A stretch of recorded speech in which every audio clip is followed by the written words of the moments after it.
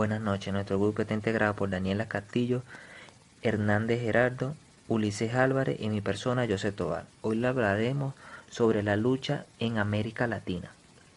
La lucha por la democracia en América Latina, nunca como hoy la cuestión de la democracia ocupó un lugar tan destacado en las luchas políticas y sociales de América Latina y en la reflexión que sobre ella se ejerce. Ello se debe sin duda a la dura experiencia del periodo de represión del que la región apenas comienza a salir, pero se debe también a que tal como se presenta entre nosotros, la idea de democracia involucra contenidos, se anexa conceptos y apunta a significados que transcienden su definición corriente. Está primero la soberanía en América Latina.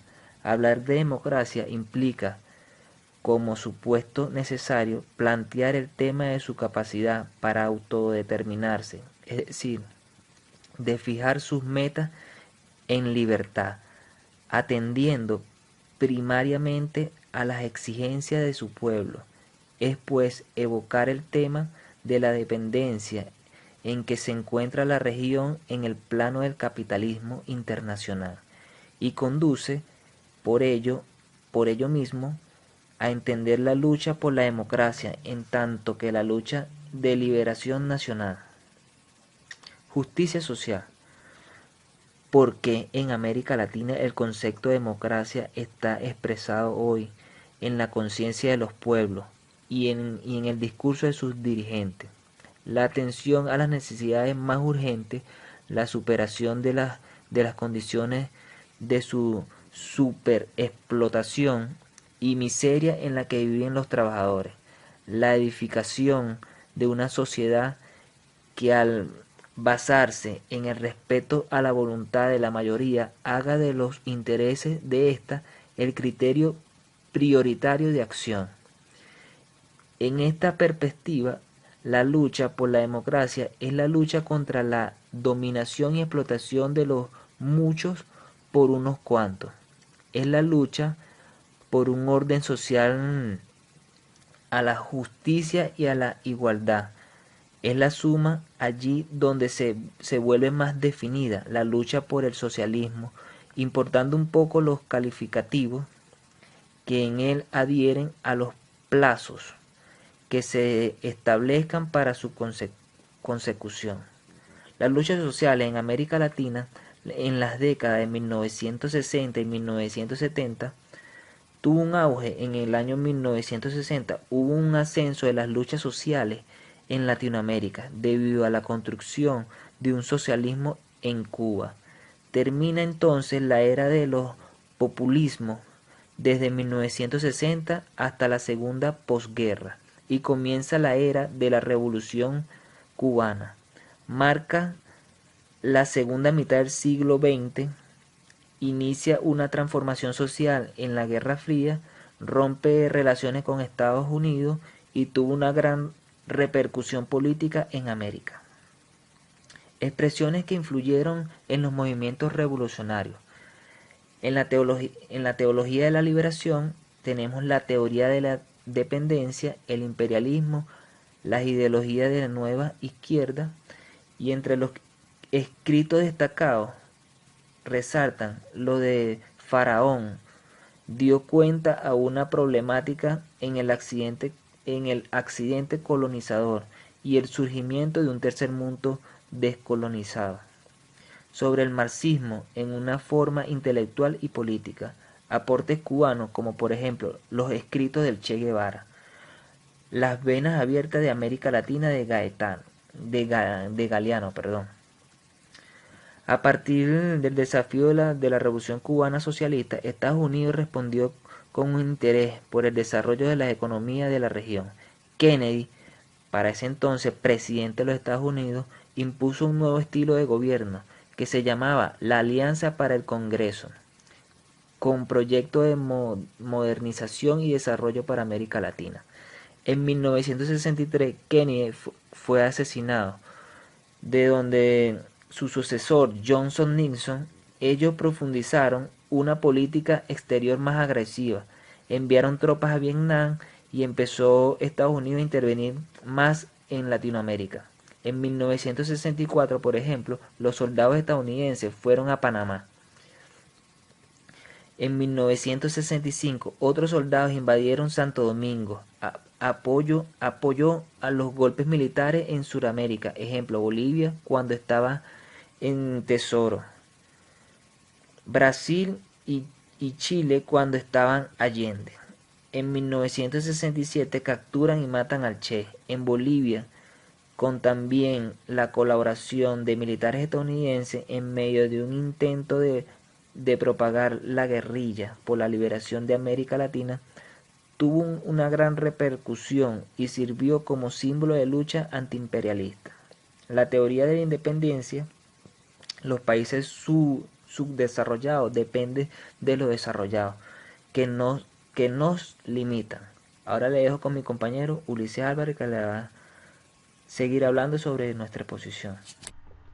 Buenas noches, mi nombre es Ulises Álvarez y vengo a seguir la temática de la cual estamos hablando sobre las luchas en Latinoamérica. En 1960, América Latina crea vínculos con las economías centrales y con Estados Unidos. La teoría de la independencia habla sobre este atraso económico latinoamericano, como consecuencia del carácter independiente de su inserción en el mercado capitalista mundial. Esto porque ya había una relación de dominación que los países centrales nos imponían. Desarrollo y subdesarrollo relacionados. Porque las economías llamadas economías centro usan las economías de las periferias para su propio beneficio, generando una relación de explotación y dependencia mutua. Los países periféricos son transformados en satélites, ya que los monopolios succionan el excedente económico y controlan los recursos estratégicos. Estos recursos, como llámese el petróleo, la química y el sector automotriz, por ejemplo. Las pequeñas economías aceptaban inversiones extranjeras con la ilusión de modernizar y estimular el desarrollo. Sin embargo, solo aumentó su deuda externa. Además de una desnacionalización, se privatizaron las empresas de las economías latinoamericanas. Las inversiones a estos países periféricos acentúan su dependencia tecnológica o de nuevos capitales. Okay. La teoría de la dependencia entonces muestra que el imperialismo y la denominación de monopolios causan el subdesarrollo de Latinoamérica. La industrialización es solo para monopolios, ¿ok? Los países subdesarrollados, como Venezuela, por ejemplo, no estamos en vías de desarrollo. Es una mentira, sino en una condición determinada por el capitalismo. La teoría del intercambio desigual de Samir Amin explica todo esto del desarrollo del subdesarrollo. La teología de la liberación, que también tiene que ver con todo esto de esta gran mentira, las transformaciones de la Iglesia Católica, como por ejemplo, la Iglesia Católica es muy importante en América Latina, como todos sabemos. Brasil es el país que más católicos tiene. Esta religión llega a América con la conquista europea, ya todos sabemos aquello, los españoles. Eh, Juan abrió la iglesia hacia todos los movimientos transformadores para la liberación de los sectores más pobres y oprimidos. En 1960, el concilio hace reformas. Por ejemplo, la misa deja de darse ya en latín, se discuten sobre los medios de comunicación, judíos, laicos, sobre la educación de sacerdotes y el compromiso de la iglesia ante problemas sociales. La crisis de la iglesia. Este debate provocó la alineación de la iglesia en tres grupos. Los llamados conservadores, que fueron los que rechazaron las reformas, el moderado, que era el núcleo, uno de los núcleos más amplios que había en este sector, el innovador, que apoyaba la teología de la liberación, el imperialismo y la reconversión. La redemocratización latinoamericana está enmarcada en la ofensiva desatada por Estados Unidos para, a la vez que ésta enfrenta la crisis internacional, reestructurar en provecho propio la economía capitalista mundial. Guardadas las proporciones y respetadas las diferencias, la situación tiene puntos en común con la que se presentó tras el fin de la Segunda Guerra Mundial. En aquel entonces, como potencia hegemónica y siguiendo el ejemplo de lo que hiciera Gran Bretaña en el siglo XIX, Estados Unidos pudo imponer al mundo el liberalismo económico, creando las instituciones encargadas de garantizar su aplicación. El dinamismo y el poder que ostenta la más significativa de estas instituciones, llámese el Fondo Monetario Internacional, son una prueba de cómo la economía norteamericana, ante nuevos males, recurre a viejos remedios. A continuación los dejo en compañía de mi compañera Daniela Castillo, que va a seguir comentándonos sobre el tema. Buenas noches, mi nombre es Nela Castillo y para continuar con el tema voy a hablar sobre el imperialismo y la reconversión. Hoy como ayer, Estados Unidos está interesado en restablecer las bases de una división internacional del trabajo que permita la circulación plena de mercancías y capitales. La precisión que ejerce sobre los países de América Latina va pues en el sentido de fomentar sus exportaciones, lo que implica en mayor o menor grado una reconversión productiva que no solo respete el principio de la especialización según las ventajas comparativas, sino que abra mayor espacio al libre juego del capital, reduciendo la capacidad intervencionista del Estado. En la perspectiva que este proyecto neoliberal comienza a diseñarse, el futuro que el capitalismo internacional reserva a la región.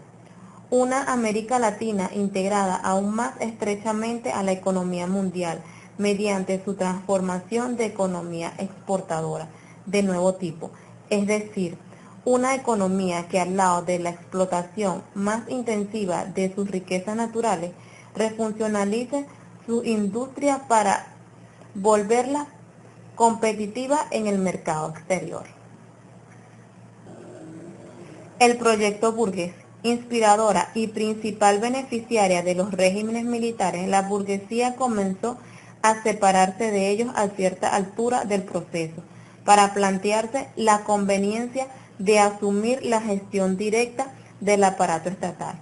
Influyó para esto el aumento del costo del manejo de las cosas públicas, derivado de la intermediación militar y agravado por la corrupción que las dictaduras propiciaban, lo que si bien beneficiaba a distintos grupos burgueses, desaprovechaba el conjunto de la clase. Influyó también el hecho de que las Fuerzas Armadas buscaron inclinar el favor de sus propios proyectos.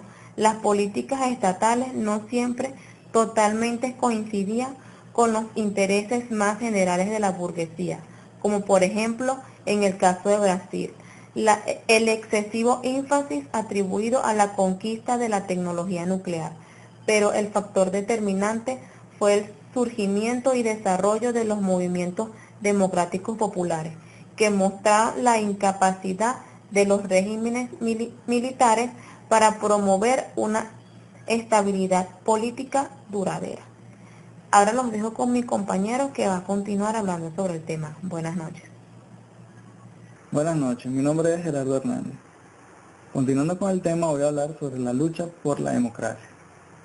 El movimiento popular viene de una derrota histórica que significó para él el desmantelamiento de sus vanguardias y el sacrificio de sus cuadros y dirigentes.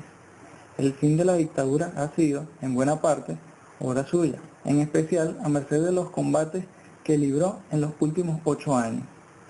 Pero en él concurrieron también otros factores, como vimos anteriormente, cuya fuerza y presencia las fuerzas populares intuyen sin que medallas en su capacidad de análisis y elaboración de tácticas por la destrucción de la izquierda sean capaces de identificarlos con claridad para que a partir de allí trazarse una línea de acción. Peor todavía, su desarrollo reciente ha dividido y dispersado a las fuerzas populares, creando obstáculos para que puedan proyectarse en el plano político con su fuerza real, lo que las lleva a manifestarse como movimientos tan solo en coyunturas críticas. La división y dispersión del campo popular fueron impuestas por los militares en su afán de suprimir cualquier tipo de oposición organizada. Reprimidos y perseguidos, los ciudadanos se refugiaron en sus últimos reductos, aquellos de los cuales no se les podía expulsar, como la fábrica, la vivienda, la escuela, para iniciar desde allí un esfuerzo de resistencia a la violación de sus derechos y luego de defensa abierta de estos. Ello supuso una labor de organización por la base del movimiento popular que le permitiera al futuro empeñarse en las grandes campañas democráticas. El surgimiento de movimientos guerrilleros en América Latina. A partir de la década de 1960, este hecho social se convirtió en un instrumento clave de la lucha política en el continente. Las guerrillas latinoamericanas surgieron en el contexto de la Guerra Fría y con una creciente intervención norteamericana que diseñó una estrategia político-militar para toda la región, la doctrina de la seguridad nacional. La guerra en Vietnam marcaba el horizonte revolucionario y popular. Por entonces, Estados Unidos acusaba al gobierno cubano de exportar la revolución. La dirigencia política cubana de Fidel Castro y fundamentalmente la figura del Che iniciaron lazos perdurables con las organizaciones y líderes de la izquierda latinoamericana. Postulaba la vía armada al socialismo. Era una estrategia de transición pacífica que había adoptado casi la totalidad de los partidos comunistas prosoviéticos y proclamaba el carácter continental de la revolución. Más allá de las diferentes vertientes ideológicas, podemos mencionar un denominador común de las guerrillas latinoamericanas, como lo son el antiimperialismo, el tercermundismo y la aceptación de la vía armada como un cambio viable para lograr la liberación nacional y la revolución social. La lucha armada era considerada como una respuesta legítima a la violencia institucionalizada, especialmente en aquellos países que sufrieron condiciones políticas prescriptivas y representativas y prolongados regímenes militares como Bolivia, Brasil a partir de 1964 y Argentina desde 1966. Bueno, muchas gracias, esto es todo.